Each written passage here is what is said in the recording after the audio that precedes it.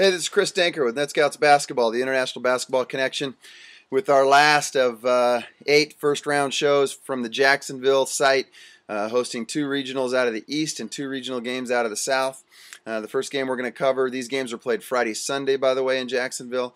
The first game we're going to cover is the Temple-Cornell matchup, which has been talked about an awful lot. This is an upset special. A lot of people picking Cornell.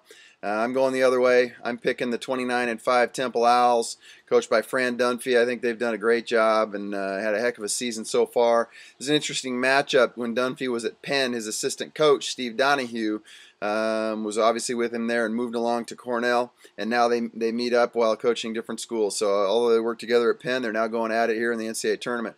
The other game is the 4-13 Wisconsin against Wofford.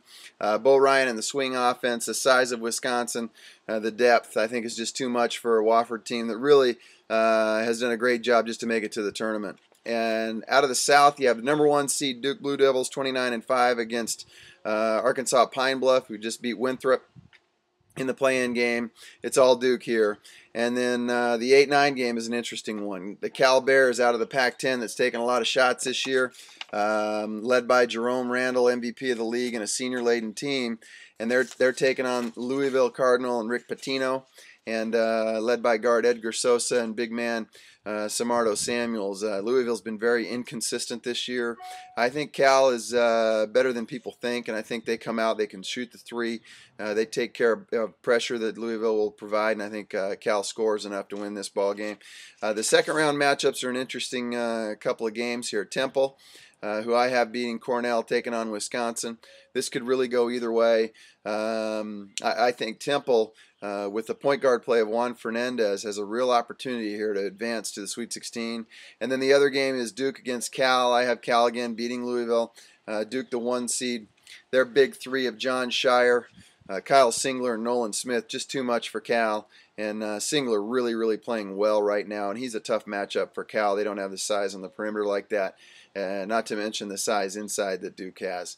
This is a great coaches lineup here in Jacksonville. You've got Mike Montgomery, who's been successful at Stanford and now Cal, and also had a stint in the NBA. Fran Dunphy, who again was very successful at Penn, and groomed Steve Donahue, and now he's at Temple, obviously, Donahue at Cornell, and then Coach K, speaks for himself. Rick Pitino, a Hall of Famer, and I think a future Hall of Famer in Bo Ryan. So a lot of big-name coaches here in the Jacksonville region. And the international spotlight shines brightly on Juan Fernandez of Temple.